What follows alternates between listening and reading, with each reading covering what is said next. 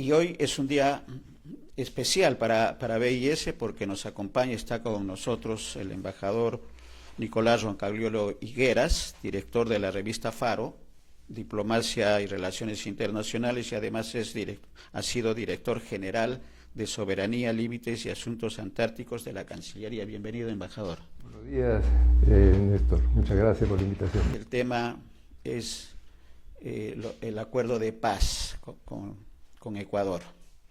27 años se va a cumplir en octubre próximo, embajador, de la firma de este acuerdo de paz importante para los pueblos de ambos países y para los gobiernos, también tendríamos que decir y precisar. Y vamos a hacer un análisis en la condición de diplomático activo que estuvo en su momento el embajador, porque tuvo una participación importante en este proceso, que fue un proceso que culminó en Brasilia. Pero eso lo vamos a dejar a nuestro invitado, que es el que conoce el detalle de los antecedentes. Embajador, hubieron algún conflicto que creo que fue determinante en lo que fue finalmente el acuerdo de paz. Para mí es un gusto estar en este programa, abriendo puertas, que lo vengo siguiendo, por supuesto, y que sé que aborda temas de la realidad nacional e internacional. He invitado a varios colegas que los he escuchado en anteriores oportunidades. Y el tema que usted me pidió tratar en esta oportunidad es el logro de los acuerdos de paz peruano-ecuatorianos de octubre de 1998. Indudablemente usted mencionó también que han habido algunos conflictos anteriormente y en efecto el año 41 pues, es un conflicto histórico que ya conocemos y luego del mismo se firma el Protocolo de Paz, Amistad y Límites de 1942, que marca un hito importante porque con el cual pues, se establecen los límites fronterizos entre ambos países y participan también países garantes, países como Estados Unidos, Brasil, Argentina y Chile, son 4 países garantes que cumplieron un rol importante en su oportunidad. Y vamos a ver también a lo largo de la historia de las relaciones bilaterales que mantuvieron ese rol y que fue decisivo justamente para el tema de los acuerdos de paz que nos permite entender en esta oportunidad. Bueno, luego del protocolo del año 42, por supuesto, hay el tema de la demarcación. Técnicamente se conoce como fijación de la frontera binacional. Son alrededor de 1.500 kilómetros de extensión de la frontera y se vino avanzando pues con normalidad, con un trabajo difícil de la época, estamos hablando de fines de los 40, en que no se contaba pues con la tecnología que hemos utilizado justamente en estos últimos años. Eran prácticamente con canoas, con nativos, eran miembros de las Fuerzas Armadas, un trabajo muy esforzado, sacrificado, pero muy productivo porque se llegó a demarcar más del 90% pues, del límite binacional. Sin embargo, el año 50 aproximadamente, Ecuador unilateralmente suspendió el cierre de la frontera en una extensión aproximada de 150 kilómetros. Esta suspensión, bueno, se motivó por una interpretación que hicieron de cierto sector, especialmente la Cordillera del Cóndor, ¿no? Y que motivó también un proceso interno que se politizó con lo largo de los años. Indudablemente se le dio un uso político y eso pues fue generando pues un distanciamiento y tensiones. Podríamos llamar, ha habido acercamientos y distanciamientos a lo largo de esos 50 años, un periodo muy largo, ¿no? Y que en la visión de la diplomacia peruana era justamente llegar a superar esta situación pues, y darle un mayor fortalecimiento de las relaciones bilaterales. Yo quiero mencionar brevemente, porque después lo podemos tocar también, claro, que no obstante estas dificultades y esa posición que mantuvo Ecuador de desconocimiento del protocolo de Río de Janeiro, primero se habló de inejecutabilidad de un sector de la Cordillera del Cóndor, luego se habló de unidad, había un presidente Velasco Ibarra que fue muy incisivo en ese tema, pero ese tema fue evolucionando, ¿no? Con el tiempo. Y yo quiero destacar especialmente la década de los 70, que fue importante. ¿Qué pasaba en ambos países? Teníamos pues un gobierno militar, el gobierno de Velasco Alvarado, y Ecuador también tenía gobiernos militares, ¿no? Entonces había una percepción de que iba a ser un momento más difícil todavía, que siendo gobiernos militares pues se iba a agudizar cualquier enfrentamiento. Y sin embargo, felizmente no pasó ello. Y se debió principalmente a la participación de la diplomacia y la visión de personalidades de ambos países. Y en esta coyuntura que estamos hablando de este proceso, me permito destacar la figura del embajador Carlos García Bedoya. Recientemente se ha celebrado en la Academia Diplomática los 100 años de su nacimiento, y Carlos García Bedoya, al lado de numerosos diplomáticos de su generación, marcó pues un hito importante, porque él cambió la visión de una diplomacia concentrada en los temas limítrofes, que eran muy importantes por supuesto, pero que en los 60 y los 70 pues había que abordar nuevos escenarios de la política bilateral, nuevos retos. Entonces, en esa visión es importante, y don Carlos García Bedoya había señalado pues de que teníamos algunas hipotecas. Una de las hipotecas pendientes era justamente cerrar la frontera con Ecuador. Que era 10% del total de la frontera. Quedaban 150 kilómetros de 1500 aproximadamente, ¿no? Entonces, importante la visión que él le da, porque él considera de que de repente las condiciones no estaban maduras como para abordar el tema central. Claro. Entonces había que abordar temas colaterales, y él mencionaba, me acuerdo una palabra, decía circunvalar el problema hasta encontrar las condiciones más favorables. Entonces, ¿qué pasa? En la década de los 70 se producen una serie de acontecimientos importantes. Se da a fines de los 60 el Acuerdo de Cartagena, que es un acuerdo de integración, que ahora se acaba de celebrar un aniversario muy importante. Eran tiempos de integración, embajador, ¿no? Claro, eran tiempos de integración. Surge se llamaba Pacto Andino, el Acuerdo de Integración Andina, y que con referente importante a lo que había pasado en la Comunidad Europea, que era nuestro referente, pues se marcha de una manera muy armónica en esta materia. Pero habían otros temas de la agenda, ¿no? Tenemos los temas ambientales, los temas de los países en vía de desarrollo, el tema también del mar, que es muy importante, que eso nos unió, porque hay que recordar que teníamos en la década prácticamente de los 50, se da la declaración de Santiago de la zona marítima de 200 millas, y esa declaración fue firmada por Chile, Perú y el Ecuador. Entonces, durante los 70 hubo también una coincidencia de factores que unían a nuestros países, ¿no? Se crea también la Comisión Permanente Pacífico Sur, que es el organismo regional marítimo de cooperación de los países que lo integran al sistema Pacífico Sur. Entonces, podemos señalar que habían factores que permitieron ir abordando de manera positiva la relación. No obstante, el tema de fondo permanecía latente, ¿no?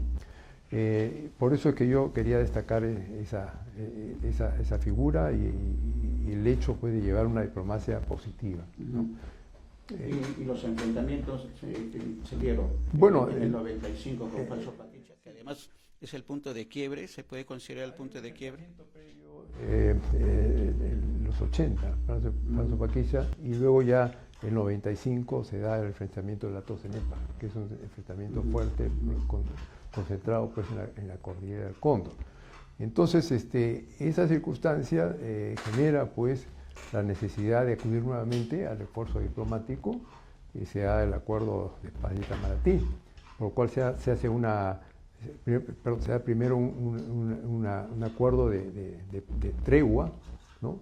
En el año 95, y ese acuerdo justamente marca la necesidad no solamente de suspender los conflictos, sino iniciar un proceso de cooperación, un proceso diplomático, un proceso de paz que duró 3 años y medio aproximadamente, del 95 hasta el año 98, un proceso complejo, ¿no? Que significó la presencia pues no solamente de los expertos, los diplomáticos de ambos países, sino también los técnicos, geodestas, militares, historiadores de cada país, que iban presentando y, digamos, solidificando su punto de vista. Pero es importante también la presencia pues, de los países garantes. vuelven a hacerse... una decisión política, perdóneme, inventor, una decisión política, porque estamos viendo en imágenes para nuestros televidentes ya ese proceso. Hemos estado mostrando el proceso ya de llevar a la práctica lo que se inicia en Brasil. Ese proceso de demarcación, que estamos viendo fotografías, que estamos viendo imágenes, quisiéramos que los vaya describiendo con lo que significa la participación suya, porque tenemos en imágenes participación suya con su homólogo en la parte técnica, pero hay una decisión política que quisiera que destaque, la decisión política de los presidentes, tanto de Ecuador como de Perú, que permitieron el acuerdo de paz. Este fue un largo proceso que no fue sencillo en realidad, porque inclusive conforme se fue abordando el tema, cada país iba presentando su punto de vista, ¿no? Y llega un momento en que para permitir que las coyunturas sean más favorables, se crean comisiones en el proceso de negociación. Se crea la comisión, ese es un periodo posterior que lo voy a comentar luego, la comisión de navegación amazónica. O sea, primero en el terreno. No, previo al tema del cierre de la frontera, quiero redondear un poco el tema del acuerdo de paz. Sí, sí. Digo, la comisión de comercio y navegación, la comisión de medidas de confianza en los temas militares, la comisión vinculada a la integración. Luego también había la comisión sobre el tema de fijación de la frontera terrestre común, o sea, era el tema neurálgico porque Ecuador tenía su punto de vista, ¿no? Y el punto de vista de Ecuador era justamente el acceso al Amazonas, ¿no? Y el punto de vista de Perú, que teníamos pues ya todas las condiciones dadas por el protocolo de Río de Janeiro para concluir la demarcación. Entonces ese tema se mantuvo por un periodo largo, no hubo pues concordancia, entonces ambos presidentes consideraron conveniente de que sean los países garantes los que den la fórmula de solución. Entonces el acuerdo global y definitivo fue propuesto por los países garantes, ¿no? A pedido de los presidentes de Perú y el presidente de Ecuador. Ese acuerdo global y definitivo fue enviado a los mandatarios de ambos países, ¿no? Y se da una ceremonia en octubre del año 98 en la cual se llega al cierre final, ¿no? con los acuerdos de paz definitivos. Correcto. Pero lo que es importante es que en el acta presidencial hay un aspecto central. Ellos piden a los países partes, es decir, a Perú y al Ecuador, que fijen la frontera a la brevedad posible. O sea, ese es un pedido. Una recomendación. Es un pedido, prácticamente es un pedido mandatorio que forma parte justamente del acuerdo. ¿No? Es un pedido mandatorio que forma parte del acuerdo, ¿no? Y que tenía que hacerse en un tiempo relativamente breve. Entonces, ese es el punto en el cual se basa la constitución de las comisiones demarcadoras de Perú. Claro, porque la posición, lo que conocemos como comunicadores, embajador, es que la posición peruana era de flexibilidad y de buscar soluciones rápidas e inmediatas en la colocación de los hitos, y Ecuador es el que tenía un poco la resistencia. Y estamos viendo en imágenes ya lo que significa los dos presidentes, Maguad y Fujimori. Pero una precisión previa quizás, sí, cuando sí. Yo señalo que se da el acuerdo de paz definitivo en octubre del 98 y que estamos próximos pues a celebrar 27 años, ¿no? Ya el Ecuador y Perú aceptaron la propuesta que dan los países garantes, y esa propuesta justamente le va a dar la razón al Perú en el sentido de que la frontera va a pasar por las altas cumbres de la cordillera del Cóndor, ¿no? Ese fue un tema, pero el acuerdo de paz también tiene otros elementos importantes. O sea, no solamente fue un acuerdo de cerrar un asunto pendiente, sino con proyección al futuro. Correcto. Entre los elementos está el proceso de integración, como decía, el acuerdo de medidas de confianza, la navegación sobre el Amazonas, que favorecía al Ecuador.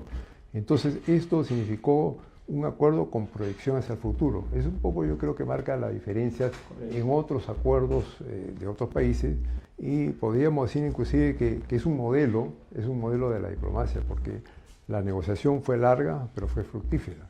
Ya hemos visto que se van a cumplir 27 años El anteaño pasado, el 2023, se cumplieron los 25 años y acá en Lima se llevó a cabo una ceremonia muy importante con la presencia de autoridades ecuatorianas y peruanas. Vino el expresidente Guillermo Lasso del Ecuador, estuvo la presidenta Boluarte del Perú, ex cancilleres firmantes de los acuerdos de paz, el canciller Fernando de Traseñiz, el canciller José Ayala Lasso, ¿no? Y autoridades de los países grandes.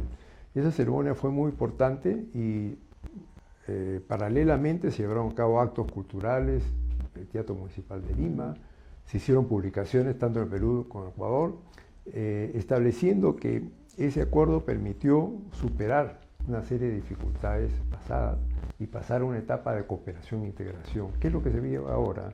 Ahora tenemos gabinetes binacionales también que funcionan entre ambos países, reuniones. Claro, es importante. Y reuniones anuales. Así es, lo vamos a analizar. Yo le pediría a Lucero, que está en la dirección, que nos ponga las imágenes, porque estamos viendo la reunión, que la vamos a tocar también, de los presidentes actuales de Perú y Ecuador, del proceso de demarcación de los sitios, porque si bien es cierto era un trámite, digamos, de cumplir, pero cerraba definitivamente, simbólicamente cerraba un problema que costó que tomó 50 años, 50 años para poder llegar a esta conclusión. Pero que se cerraba de manera definitiva. Entonces le vamos a pedir, porque usted además tiene una participación importante en este tema de la demarcación. Sí, ahí están sacando una foto donde se ve la delegación peruana que está en camino justamente a una ciudad ecuatoriana que se llama Gualaquiza, que está cerca de la cordillera del Cóndor, y justamente acordamos en reuniones previas de trabajo, tanto en Tumbe como en Machala, con la delegación ecuatoriana, de que esta ciudad serviría de base, de punto de apoyo para poder hacer los trabajos demarcatorios, que son trabajos complicados, porque había que pasar por un proceso previo de desminado asociado con la demarcación. Entonces ahí está llegando. Bueno, esta es también otra etapa, ¿no? Este trabajo de demarcación, previamente a comentar lo que está mostrando la foto, tomó aproximadamente 3 meses y medio, ¿no? Fue un trabajo que no fue sencillo, si bien es cierto, a diferencia de la década del 40, que se contaba con situaciones muy limitadas de recursos, ahora disponíamos, por ejemplo, de helicópteros, claro, disponíamos de sistemas digitales, disponíamos también de computadoras modernas, y eso pues facilitó mucho la tarea. Sin embargo, habían algunas situaciones de riesgo y complicadas. Una de ellas es las características del clima. Por la agreste del área y el clima. El otro tema es que previo a colocar los sitios había que hacer un desminado de cada sector. Y habíamos acordado con la delegación ecuatoriana de que los expertos, que son de las Fuerzas Armadas de ambos países, hicieran un desminado en la zona donde se debía colocar los sitios. Y es una situación bastante peligrosa, que ellos sabían que hacer desminado, fijar el perímetro y luego ir bajando en cada zona con la comisión, el grupo de marcador, digamos, el grupo de Perú y Ecuador, que ponían el hito, ¿no? Y se levantaba el acta correspondiente. Ahí, por ejemplo, bueno, esta es de una etapa inicial propiamente dicha. Estamos viendo el hito Nacientes. Este es un hito en la zona de Lagartococha que se dio por perdido, pero por la presencia de la Fuerza Armada Peruana se ubicó y fuimos a identificarlo. Ahí estamos parte de la delegación. Ahí está el embajador. O sea, ese hito era de 1900... de la década del 40, 42. ¿sí? Ahí vemos el embajador Sandoval, el embajador... ¿Y usted está con el...? Sí, yo era como presidente de la comisión de delegación y tenemos 3 generales que forman parte justamente de esta delegación. ¿Cuánto duró el proceso de colocación de los hitos? La colocación de hito tomó 3 años y medio. Bueno, acá estamos con el presidente de la delegación ecuatoriana. Los 2 presidentes de la... Sí, el embajador Alejandro Suárez, que es el actual director de la Academia Diplomática del Ecuador, ¿no? Y con él que coordinamos todo este trabajo de 3 meses y medio aproximadamente. Fue una relación muy armónica, yo diría, de la diplomacia de Perú y de Ecuador y por supuesto claro, de las Fuerzas Armadas, claro, porque en realidad este es un trabajo que yo quiero destacar una cosa importante. es la primera vez que en los trabajos de campo participa la diplomacia en el terreno, porque en la década del 40, por las características de la zona, solamente eran personal de la Fuerza Armada, ¿no? Y bueno, esa es parte ya más avanzada, cuando ya concluimos el cierre de la frontera después de 3 meses y medio. Bueno, esta es una ceremonia ya de cierre del proceso demarcatorio, clausura del proceso demarcatorio, el 13 de mayo del año 99, o sea, estaríamos cumpliendo 27 años este mes del cierre de la frontera, ¿no? Fueron 2 presidentes, autoridades también de ambos países, representantes de las Fuerzas Armadas, para poder hacer una ceremonia de clausura de los trabajos demarcatorios. Bueno, ahí lo estoy recibiendo al presidente Maguad, al presidente Fujimori y las delegaciones de ambos países. Tenemos, creo, más imágenes ahí. Bueno, y ese es un trabajo de inaugurar un hito previo a esta ceremonia, es el hito naciente que estaba señalando. Ahí está el canciller Traseñiz, el presidente Maguad y la delegación ecuatoriana, el presidente Fujimori, y se está inaugurando. Ese hito, en realidad, ya se había erigido en los años 40, pero que no se había oficializado, o sea que esa ceremonia es de oficializar el hito que ya se había erigido. Entonces las 2 delegaciones confirmamos que las coordenadas eran correctas y se procede con esa ceremonia. Es una especie de lanzamiento del proceso demarcatorio, ¿no? Y culminación de la labor de... Este es el inicio del proceso demarcatorio, estamos hablando aproximadamente en enero del 99, y la otra foto que vimos antes es la de la clausura, 13 de mayo del 99, ¿no? Correcto. ¿Y qué vino después? Bueno, prácticamente con el cierre de la frontera, que era una aspiración, podríamos decir, de más de 50 años por parte de Perú, como decíamos, recordando a Carlos García Bedoya, nuestro ilustre diplomático y canciller, él había señalado pues de que el tema ecuatoriano es una hipoteca en la política exterior peruana. Entonces, con el cierre de la frontera, con el proceso de paz y el cierre de la frontera, finalmente concluimos con los 27 hitos que colocamos en esa oportunidad, ¿no? Y se levantó esa hipoteca. Al levantarse la hipoteca tenemos pues un avance muy positivo del proceso de la cooperación vecinal, ¿no? Dos precisiones. Bueno, ahí estamos viendo ya la parte protocolar que usted hablaba. Bueno, ese es un acto ya posterior al cierre de la frontera, que habíamos visto la clausura de los trabajos. El canciller Fernando de Traseñiz convocó a todo el grupo de marcador peruano a una ceremonia, ¿no?, para hacer un reconocimiento justamente a este trabajo. Y yo quiero aprovechar de que ya está esa foto ahí y sin que la puedan mover. Quiero también señalar que en la foto está a la izquierda, digamos, del canciller Traseñiz, el embajador Jorge Valdés. Era viceministro de Relaciones Exteriores en ese momento. Él tuvo un rol muy importante en el proceso de paz, ¿no? En las negociaciones del proceso de paz fue la mano derecha del canciller. Y quiero decir también, ya que estamos hablando de la demarcación, sí, claro, que el embajador Valdés tuvo un rol muy importante en cuanto a apoyarme a mí en toda la logística y en todas las coordinaciones diplomáticas que teníamos que hacer durante ese proceso. Estamos hablando de un proceso de 3 meses y medio, y hay que considerar que yo me encontraba en una ciudad ecuatoriana que es Gualaquiza. Y esa ciudad se escogió justamente porque tenía todos los elementos logísticos favorables, ¿no?, para poder llevar a cabo este proceso, y porque tenía ese aeropuerto que hemos visto anteriormente, claro, que es un aeropuerto que relativamente cerca en los vuelos de helicóptero a las zonas de colocación de los hitos. Entonces, en ese proceso pues surgieron siempre algunas dificultades y algunos problemas, ¿no?, naturales de logística, y el embajador Valdés pues cumplió un rol muy importante que yo quiero destacar, ¿no?, y en su recuerdo, porque él falleció siendo embajador en Chile, ¿no?, y quiero yo destacar justamente el rol que cumplió en esa oportunidad. Conjuntamente con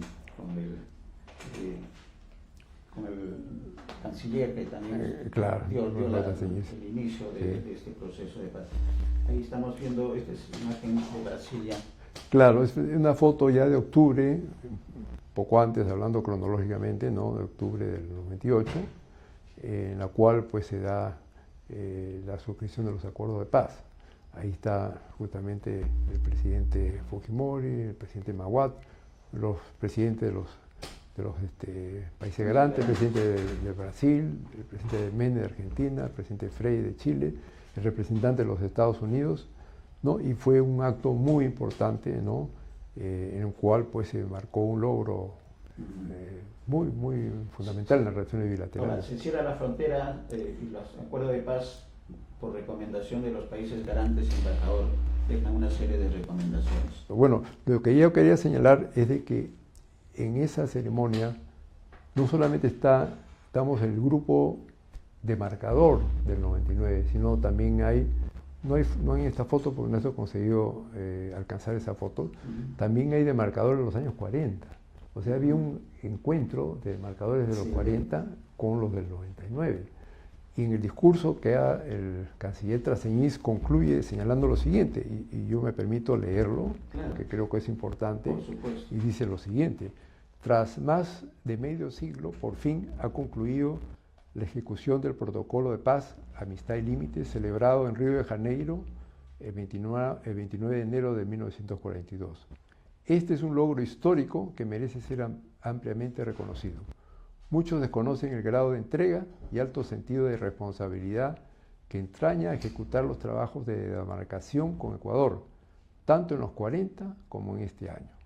Esas son palabras del ex canciller Traseñiz y que me permito destacarlas porque él también cumplió un rol muy importante en apoyar todo el proceso de demarcación. Ahora, en estos 25 años, 27 años exactamente, embajador, ¿cuál es el balance, cuál es la opinión del diplomático?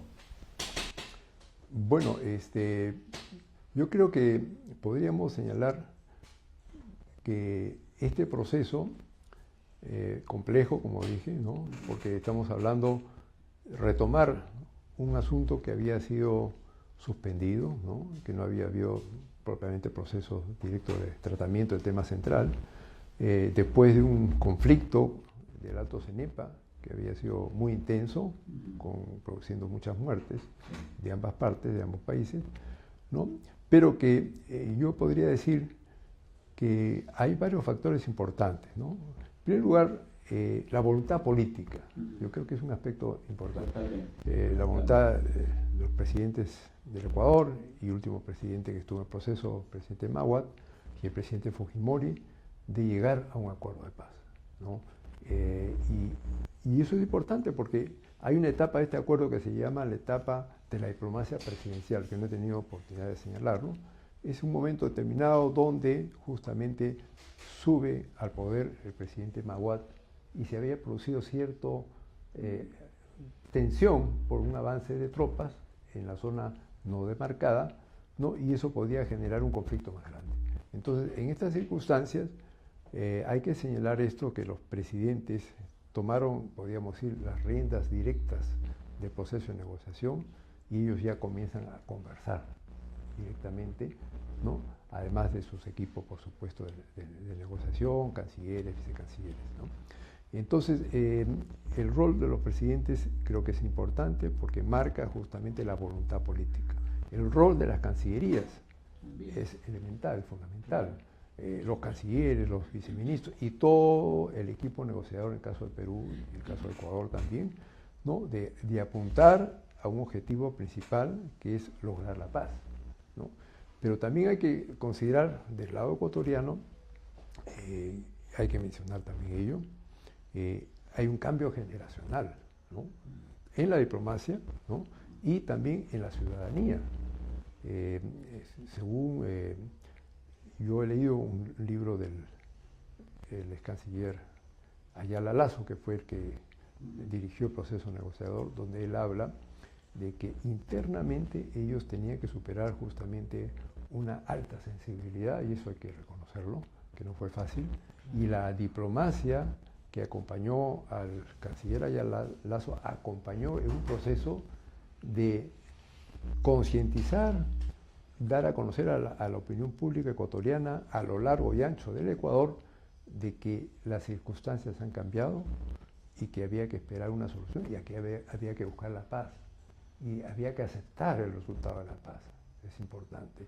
Y él cuenta en su libro, se llama El poder y la diplomacia, si mal no recuerdo, un libro de podríamos decir, sus memorias de él destaca, ¿no?, de que él realizó más de 200 entrevistas con su equipo de la diplomacia en todo el territorio ecuatoriano, estudiantes, catedráticos, Fuerzas Armadas, gremios, inclusive poblaciones nativas de la Amazonía, medios de comunicación, ahora que estamos en el canal, directores de medios, redactores, medios de canal de televisión, medios escritos, en fin, a todo nivel de la ciudadanía ecuatoriana, para decirles, viene un proceso y hay que estar preparados para el resultado. Y eso fue un factor muy importante, ¿no? Aparte de eso, yo quiero destacar también el rol de los países garantes, ¿no? Claro. Que ellos, ya lo hemos señalado, ellos colaboraron, tenían un equipo técnico que era el que daban las opiniones técnicas diplomáticas para lograr justamente la posición final.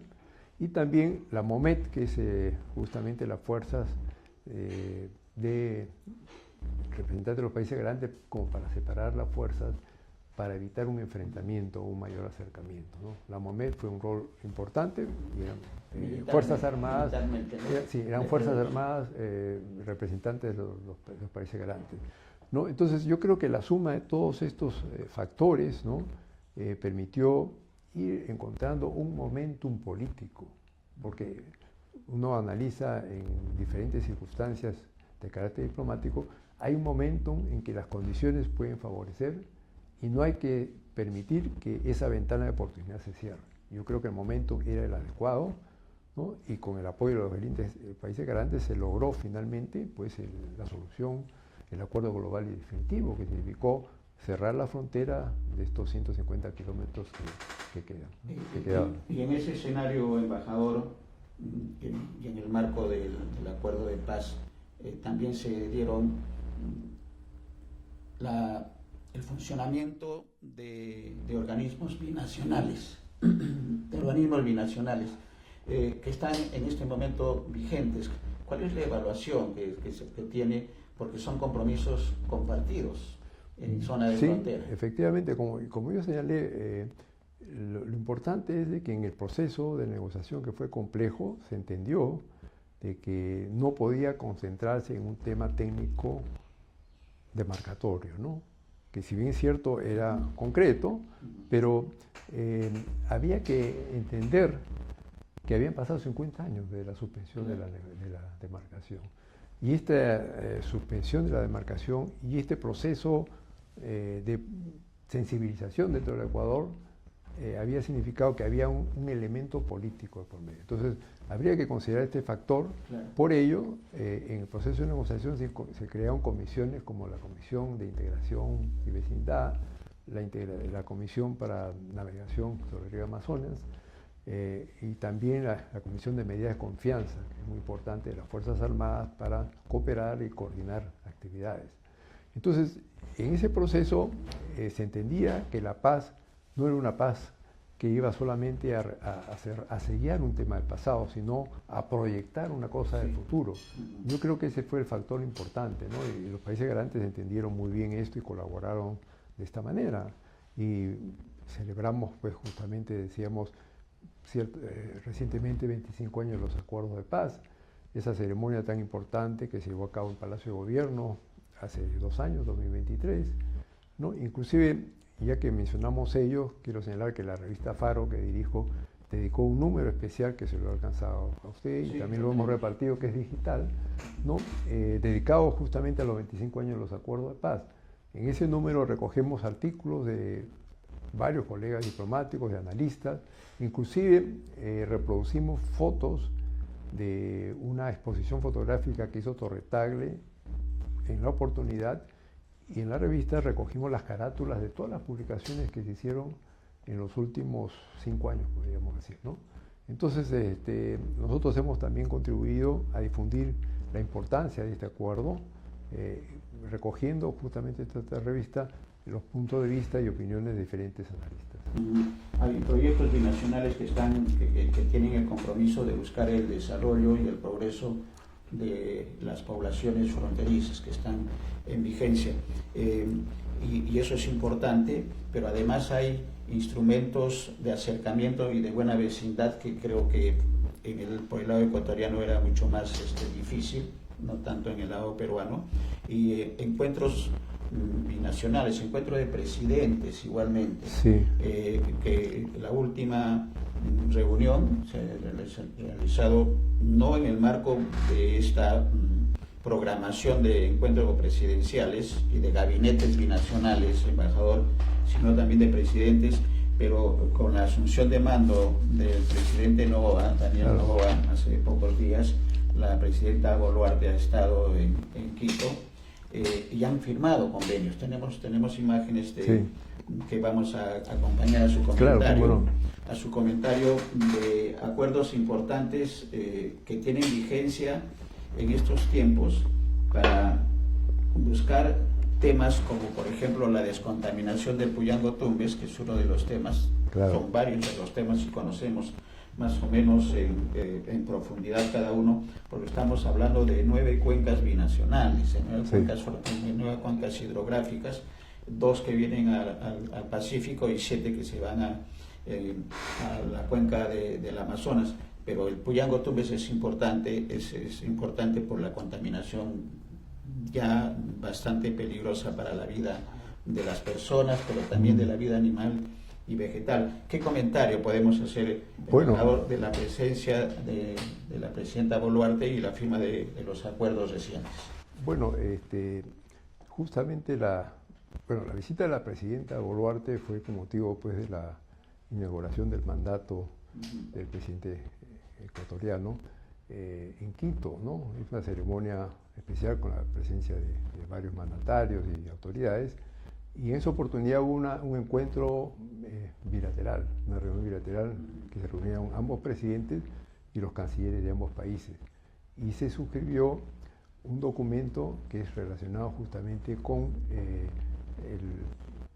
la actividad de aprovechamiento y conservación de la cuenca binacional Puyango Tumbes. Yo quiero señalar que este es un acto muy importante porque es consecuencia justamente de las reuniones binacionales que se llevan a cabo. De los gabinetes, ¿no? Se han llevado a cabo 15 gabinetes binacionales y 15 reuniones presidenciales justamente después de los acuerdos de paz.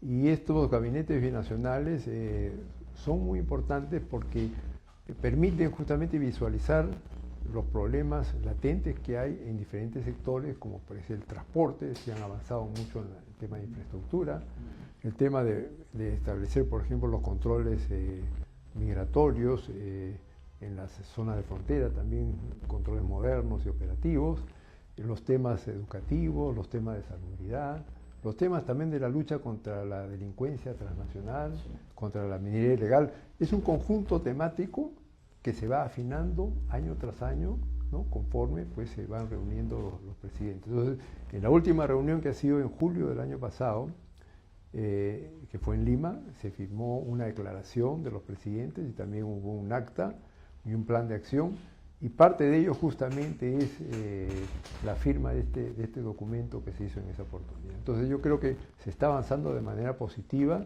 y yo creo que vamos en la dirección correcta pues para abordar los desafíos que presentan ambos países. Sí, y Puyango Tumbes es un reto, ¿no? Es un reto. Por la contaminación con la minería. Es un reto, pero también me permito señalar de que es un antecedente remoto muy interesante. Yo hablé que en la década de los 70, no obstante que subsistía el problema binacional, ¿no? Las cancillerías, las diplomacias de ambos países abordaron este tema, y se estableció ya el acuerdo Puyango Tumbes Catamayo Chira. Entonces ese es un antecedente importante, y ahora vemos que se está retomando con prioridad esta cuenca. Sí, y es una buena oportunidad porque con la televisión digital, el embajador y a los amigos televidentes, nos ha permitido a nosotros en BIS tener contacto con los colectivos ecuatorianos, que son numerosos, que son defensores de la vida y del agua. Y hay incluso una denuncia al Ecuador por parte de ciudadanos peruanos por la contaminación, que ese es un gran reto, y que se abre una puerta con esta reunión y este acuerdo que han firmado el presidente Noboa y la presidenta Boluarte, y que va a depender de las decisiones también de Cancillería tiene un papel importante ahí, embajador. Sí, es fundamental. Yo creo que la Cancillería y los sectores pertinentes del Perú y del Ecuador vienen abordando con eficiencia justamente esta situación. Y yo quiero también señalar, y yo lo había mencionado, ¿no?, que dos elementos importantes en la década de los 70 como antecedente anterior, ¿no?, que permitieron propiciar la unión y el acercamiento de ambos países. Uno, el tema de la comunidad andina, ¿no?, y el otro, el tema también marítimo, el tema de las 200 millas.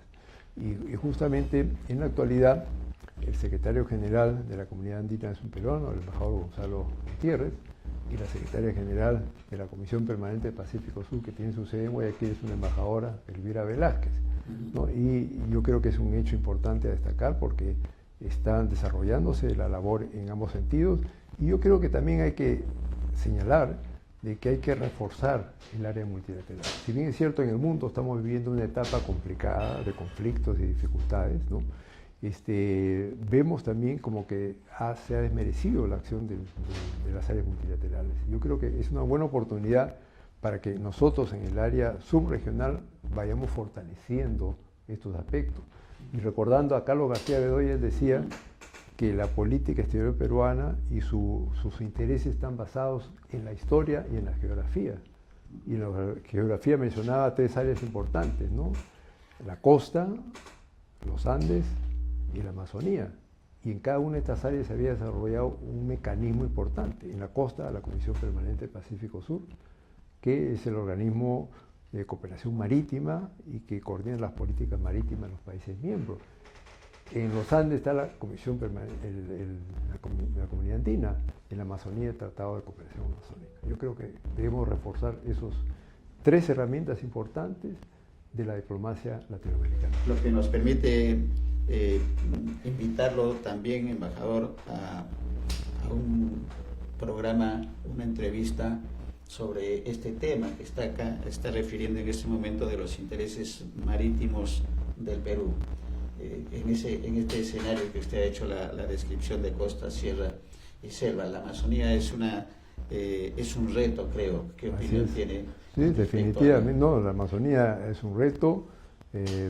Yo creo que como producto de los acuerdos de paz existe también el Plan Binacional, está abordando justamente situaciones sensibles en la zona amazónica, ¿no?, justamente de la zona de la Cordillera del Cóndor, pero también hay un tema de aprovechamiento sostenible y un tema justamente de la sostenibilidad en la zona amazónica. El problema de deforestación es un tema muy serio, ¿no?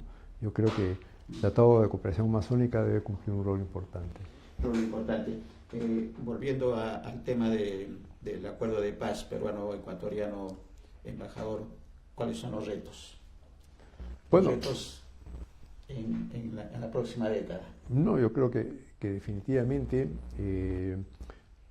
habiendo establecido los mecanismos justamente a través de los gabinetes binacionales, reuniones presidenciales y justamente los planes de acción que se han señalado al respecto, creo que nosotros debemos seguir cooperando en esta materia.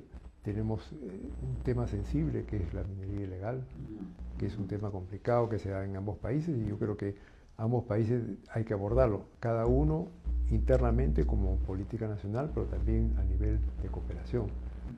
La delincuencia transnacional también, que es un tema muy complicado, muy delicado, que observa pues en diferentes países de la región, ¿no? Y los temas también de sostenibilidad, lucha contra la contaminación, temas educativos, y a nivel de frontera yo creo que ya se van dando algunos logros importantes y que hay que seguir en esa línea. Sí, en el caso de Tumbes hay proyectos de represas binacionales que se está trabajando y entendemos que este acuerdo último del presidente Noboa y la presidenta Boluarte, embajador, va a permitir ir cumpliendo con estas expectativas que tienen los tumbesinos, los piuranos, amazonas y la gente y los pobladores de Loreto, que son las regiones limítrofes. Estamos hablando de casi 5 millones de peruanos y ecuatorianos. ¿Qué decirle a los hermanos ecuatorianos, sobre todo de la zona de frontera, embajador? Bueno, yo creo que decirle que estamos en una línea de amistad y de buena vecindad, y que podemos establecer acciones conjuntas, como por ejemplo en el área turística se puede desarrollar proyectos conjuntos. Yo tengo conocimiento del gran flujo de turistas ecuatorianos al norte del Perú y viceversa, ¿no? Y también la atención que se realizan en la zona de frontera en hospitales ecuatorianos de poblaciones peruanas. Yo creo que se ha superado esa etapa anterior de que se veía al Perú como un país hostil, un país distante, y ahora es un país amigo, ¿no? Yo creo que tenemos una serie de elementos comunes, culturales, inclusive hasta de familias, ¿no? Hay familias de Piura y familias de Loja que son afines, entonces yo creo que todas esas cosas suman. Sí, la hermandad, y finalmente nosotros tenemos un mismo origen prehispánico, ¿no? Entonces, ¿y qué nos une a Colombia, a Ecuador principalmente y al Perú? Son los Andes. Y los incas, que también, si hacemos un poco de historia, también forman parte de esta etapa en la que ya se superó la rivalidad de los pueblos, y ahora se vienen tiempos, no desde ahora, sino ya un buen tiempo atrás, con la firma de los acuerdos, forman parte de ese proceso de hermandad y de trabajar de manera conjunta. Tenemos el acuerdo, el Pacto Andino, tenemos la Comisión del Pacífico Sur, que es sumamente importante, y que van a cumplir un papel trascendental, y ya que ya están cumpliendo. En el caso de la Alianza Pacífico, la Alianza del Pacífico, embajador, un comentario sobre ese tema, considerando que está Colombia, está Ecuador, está Perú, está México, está Chile. ¿Cuál es la perspectiva que tiene con respecto a la alianza? Bueno, sabemos que no está pasando por su mejor momento. Ha habido pues ciertas circunstancias que no han permitido que mantenga el ritmo acelerado que México y Colombia, ¿no? Pero yo creo que hay que ser optimistas y hay que pensar más bien de que se tiene que reactivar y fortalecer esa alianza del Pacífico, ¿no? En cuanto a sus objetivos de integración, de cooperación y de facilitación del comercio y el desplazamiento de las poblaciones también, ¿no? Es importante. Políticamente es importante por la presencia de China en Latinoamérica. Bueno, pero Perú es pero con mayor razón creo que ahora que se tiene claro que el Pacífico es justamente, viene a ser el océano del futuro, donde están las mayores economías, ¿no? Yo creo que la Alianza del Pacífico puede cumplir un rol más importante. Ahora tenemos el muelle de Chancay, el megapuerto de Chancay, que es muy importante, ¿no? Entonces tenemos una oportunidad de hacer un mayor aprovechamiento de toda esta infraestructura y todas estas facilidades para beneficio no solamente de Perú, sino de la región. Hay que pensarlo en un sentido positivo, ¿no? Sí, correcto.